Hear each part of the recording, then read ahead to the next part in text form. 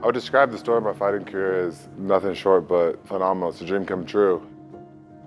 In combat sports especially, it's really easy to, quit and back out when things get difficult. And I think that combat sports is one of those things that really tests how much you really want something. You have to be a little bit crazy to do something like this. And obviously I had a really rough start to my career. I felt like I was taking the place of a lot of people that, would want to be in my situation, and so I couldn't really give up. And I think that it just motivated me more to keep going, despite the losses or the memes or whatever took place early on in my career. I just finding ways to overcome that, like everything in my life.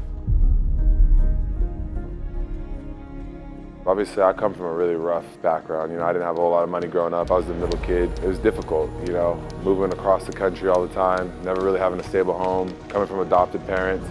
I think that it's easy to put a stigma on me. And I think that combat sports, they say, people fight not because they want to, they fight because they have to. For a long time, I didn't really believe it because I was like, I'm fighting because I want to fight. But I think internally, it comes from my roots, comes from my childhood. I think I've been fighting my whole life, fighting for attention, fighting for breaking stereotypes and stigmas, and fighting for, a purpose in this world. And I think men, we need purpose.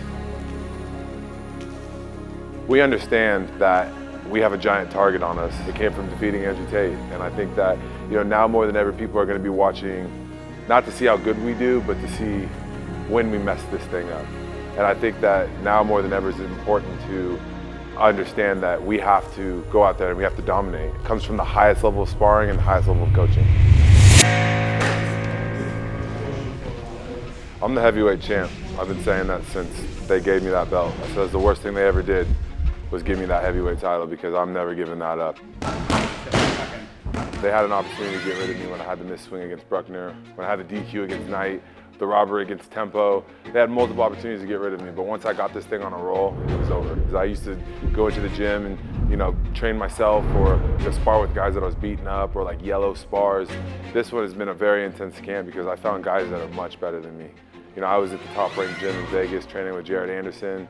I was over in Los Angeles training with Mr. T, getting rounds in with these real legitimate heavyweight contenders. And you get beat up a lot. I did probably 70 rounds of getting beat up, but that 71st round I started fighting back. The thing about Aleks is this is a sport at the end of the day. So I respect anybody that gets into the ring. And I said this to him, I said, graveyards are full of brave men.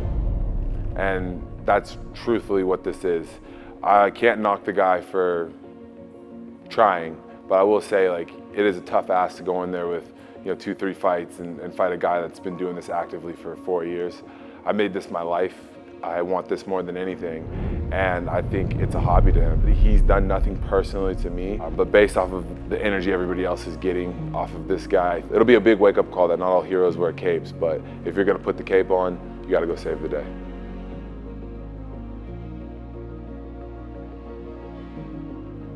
I think Aleks is very emotional right now because he's talking about ChatGPT and AI videos, and talking about how I'm incorporating his coach and his ex-fiancés and all this and that, but it's just like, you can't win the mental warfare. How do you expect to win on Saturday in the physical bout? He's a fool if he doesn't think that I'm more talented than him, that I'm not, I'm much larger than him, faster, stronger. I have more experience. This has just shown, especially in the press conference, that he's lost the mental warfare. I knew that from the moment that he sat down before I sat down. He walked in that room, I stood up until he sat down. Just like my dogs at home, you sit and you wait for me.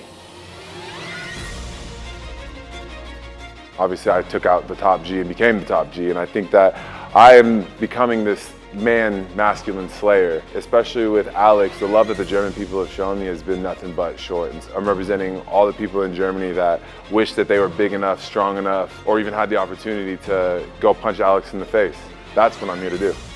Aleks, if you're watching this, I don't know what God you believe in. I don't know where you see yourself in 5 years, but I want you to know, go home, hug your family, kiss your cars, and pray to whatever God you believe in, because I'm going to introduce you on Saturday night.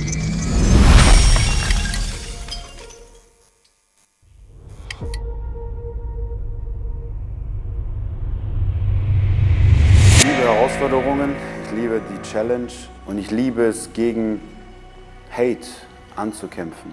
Und das motiviert mich sehr, diesen Kampf wirklich wahrzunehmen und auch zu gewinnen.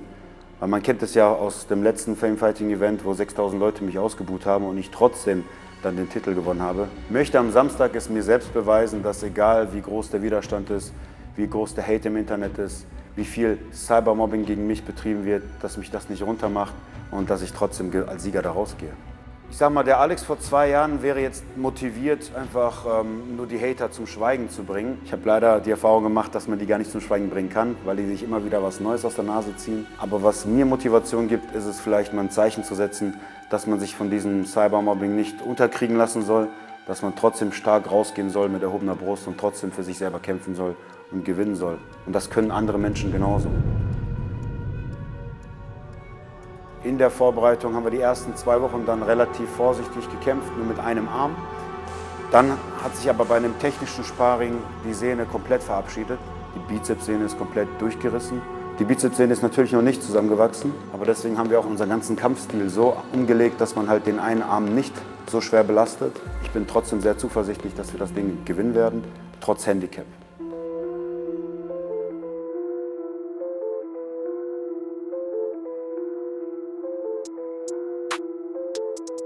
Man muss die Kämpfe, die Tickets verkaufen, das ist klar. Ich meine, er war der Erste, der mich angeschrieben hat und gesagt hat, lass uns eine Promo machen auf Augenhöhe, mit Respekt und mit Liebe. Und dann sehe ich da 40 verschiedene Reels. Er postet am Tag 3, 4 Reels mit irgendwelchen KI-generierten Videos, wie ich meinen Coach küsse, über meine Ex-Verlobte. Versucht dann natürlich meine Hater auf seine Seite rüberzuziehen. Im Endeffekt stehen 2 Männer im Ring, wir kämpfen auf sportlicher Ebene. Meine persönlichen Angelegenheiten haben in diesem Kampf nichts verloren. Ich meine, der hat genauso viele Skandale wie ich mit verschiedenen Frauen, aber dann würde ich mich auf die gleiche Ebene begeben, deswegen mache ich das nicht. Und das ist nicht mein Niveau. Chase sagt ja, er geht gegen den Mobber, dabei mobbt er mich ja die ganze Zeit, also das ist komplett widersprüchlich. Und er hat ja wirklich alles in den Mund genommen, fehlt ja nur noch meine Familie, ansonsten hat er ja schon alles kreuz und quer über den Tisch gezogen. So verhalten sich wirklich Mobber in der Schule, genauso verhält er sich und deswegen gehe ich nicht auf dieses Niveau herunter. Der ist für mich ein Kind, ist ein Clown, wie er sich gibt, wie er sich artikuliert, wie er sich anzieht. Seine ganze Attitude ist für mich einfach nur ein kindischer Clown und ich kann den Typen nicht ernst nehmen und der braucht mir gar nicht mit Mann oder nicht Mann zu kommen, weil ich bin kein Freund davon, dass man halt sich selber halt freizügig vermarktet als Mann vor allem. Chase sagt, er will ja nur in meinen Kopf reinkommen und ich finde, man kann Promotion auch anders aufbauen. Man muss halt nicht zwangsweise wirklich jeden Grashalm nutzen, den man aus dem Boden reißen kann, weil das tut er genau. Er hat wirklich alles verwendet, was er gegen mich verwenden kann. Er hat es natürlich nicht geschafft, in meinen Kopf reinzukommen, weil ich seit mehreren Jahren viel mehr Shitstorm auf Social Media erlebt habe. Und all die Videos, die der jetzt repostet, kenne ich ja schon alle. Das ist ja gar nichts Neues. Finde ich einfach nur schwachsinnig, schlecht, peinlich, unmännlich und der Typ ist einfach ein Clown. Und natürlich nehme ich das auch dann auch persönlich, wenn mein Coach mit reingezogen wird. Ich meine, mein Trainer hat mit der ganzen Sache nichts zu tun. Wenn Ex-Beziehungen mit reingezogen werden, die damit nichts zu tun haben, der Typ hat einfach keine Erziehung genossen, leider. Ich träume schon lange von dem Kampf. Ich habe mir ein perfektes Szenario vorgestellt. Wir haben die perfekten Strategien aufgebaut. Er ist sehr vorsichtig zu Beginn. Und ich denke, wenn man ihn da dann packt, dann kommt er gar nicht erst von seinem Kopf her, baut er gar nicht das Selbstvertrauen auf und kommt gar nicht in den Kampf rein und kann dann gar nicht performen. Und das ist so meine Strategie. Aggressiv rein und ihm wirklich die Psyche brechen.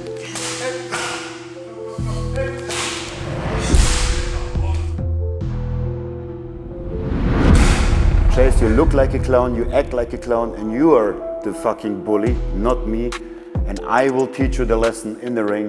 I will chase you through the ring till you are knocked out. This is masculine power and not what you are doing. You're a fucking kid.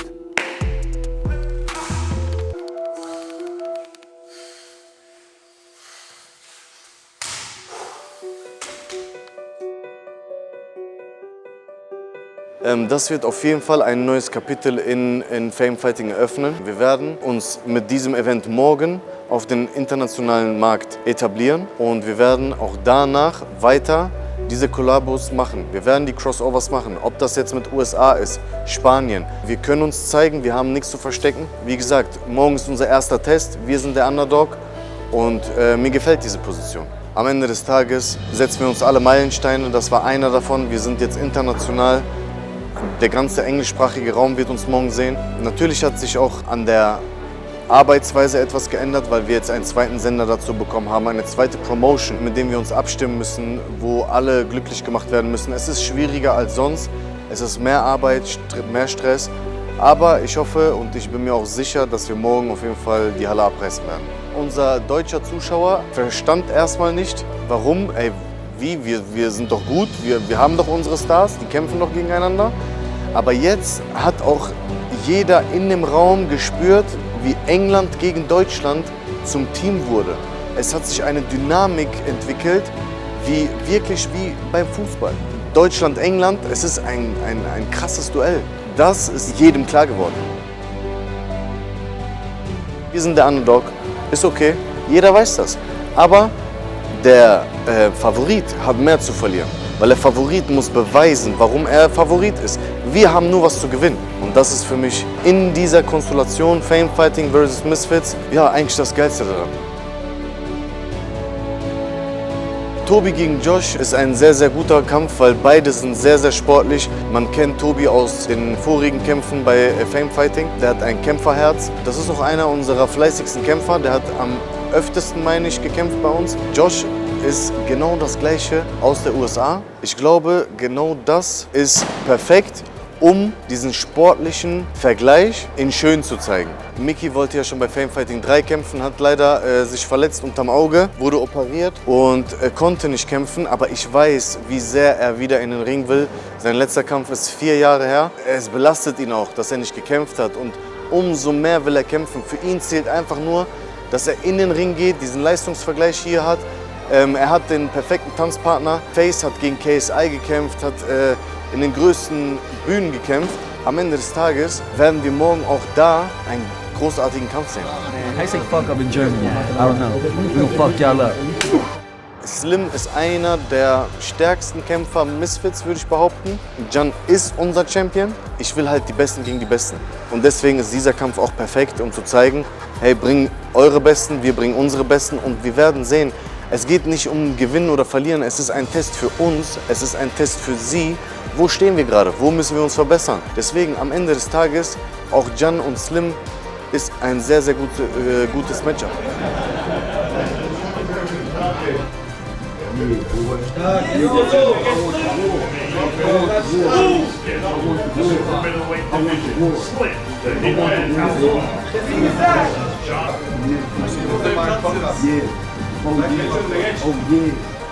Main Event, Aleks gegen Chase. Aleks wollte Chase. Aleks ist unser Champion, genauso wie der Chase Champion bei Misfits ist. Aleks hat sich das zugetraut. Der hat Chase herausgefordert und gesagt, ich will den Besten von denen. Das sind zwei sehr schwere Jungs. Das ist ein Main Event, was sich wirklich sehen lassen kann.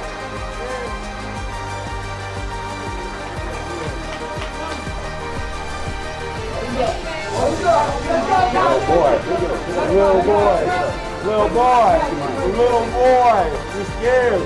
Oh, you're terrified. Oh man, you ain't never been hit so hard in your life. Picking on girls, picking on little boys. Let's go. Oh, Captain, my Captain.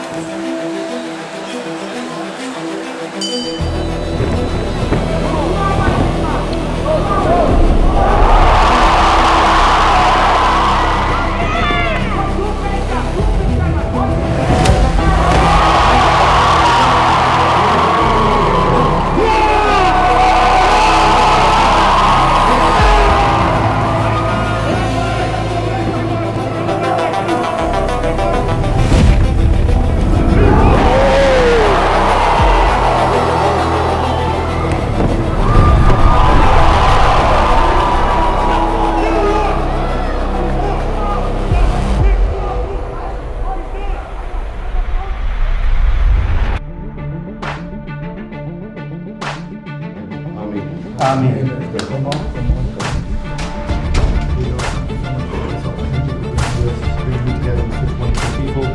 Please guide me to victory, and may all be safe. Thank you, Lord. In the name of the good Lord Allah.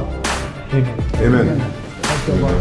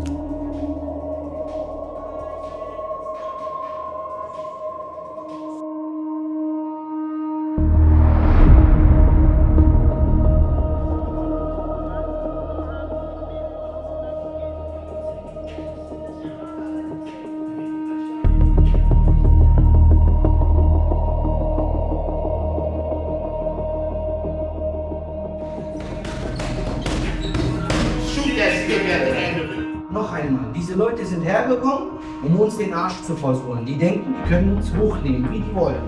Wir schlagen ihn kaputt und schicken ihn wieder nach Hause. Alle, die zusehen, okay, werden sehen, wie wir ihn kaputtgeschlagen haben und wieder nach Hause geschickt haben. Hast du das gehört? Ich will, dass du zuhörst. Jeden Mucks willst du hören. Hörst du? Du gibst ihm nicht die Möglichkeit, den Ring mit uns zu überleben. Und geh nicht auf seine Show ein. Geh nicht auf seine Filme ein. Okay? Wenn er zu nah ist, gehst du raus. Wenn er zu nah ist, gehst du raus. Seitlich und raus. Und ballerst. Der soll diese Hand spüren. Es sind 10 Kilo mehr. Der hat uns dazu gebracht, dass wir 2 Tage uns quälen des Grauens. Abgesehen von der Vorbereitung. Dafür wird er bezahlen. Der muss dafür bezahlen. Wer ist das? Ja? Hörst du?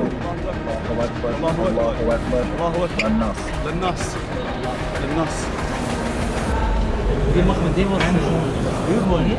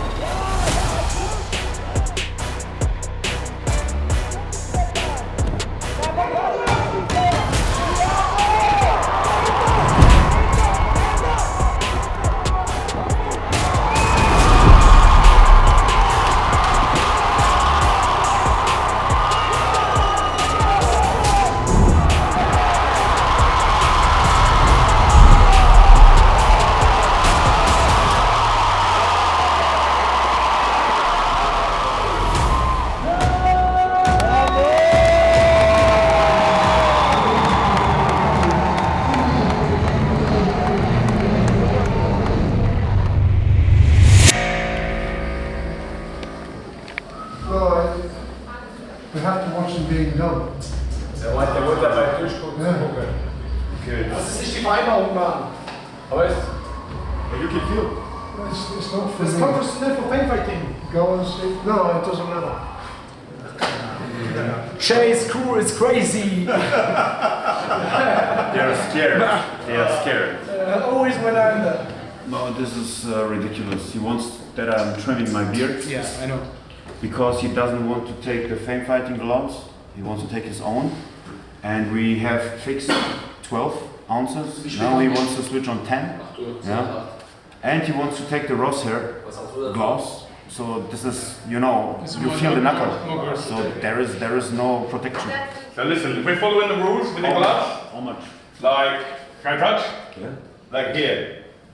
Okay, okay. Yeah? Und dann you mit den Fanfighting-Handschuhen. Yes, fine. Yeah, yes. That's what we're saying. If you want us to Okay, wear, aber vertreten wir es, vertreten ich sein? if you want us to wear fan fighting, Like 12 ounces, right? yeah, of course. Yeah, yeah. Of course. Yeah. I mean, you're gonna have to wrap them again because I can't see them.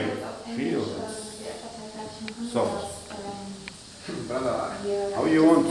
You have to. No, they have to come off. Yeah, no. Again, the rules are the rules. Okay, that's like yes, I will do it. You? Right here? Yes. Right here. Look for chase. Yes. Yes. Someone of you will watch you come see. Yes. And you too? Okay. Yeah. And I will. I'll send someone. You send someone. No problem. Nein, ist doch egal. Haben wir das selber nicht angedacht. Ah, der ruft durch. Wie jetzt?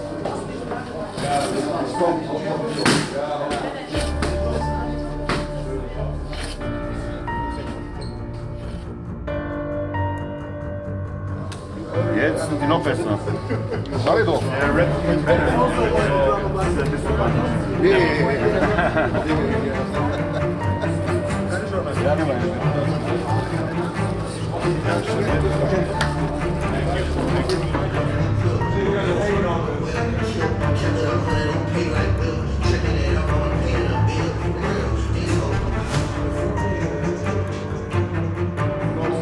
Töte den! Bring ihn so, dass er nie wieder mehr kämpft. Nie wieder mehr. Das ist unsere perfekte Rache, wenn du ihn bekommst. Du musst ihn in dieser Anschluss ein bisschen in seinen Kopf reingehen. Okay? Diese Bart wird den teuer kosten, den Schwanz. Diese Bart wird den teuer kosten. Diese Bart wird den teuer kosten.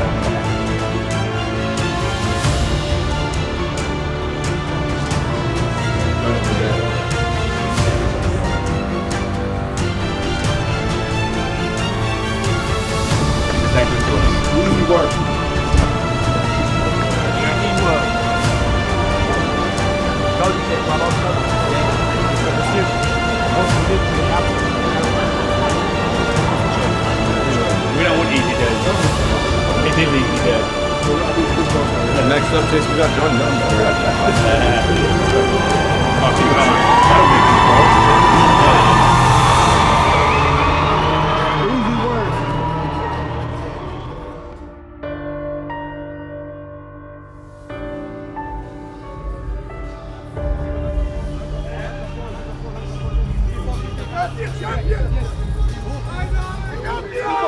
Go! Wir sind da!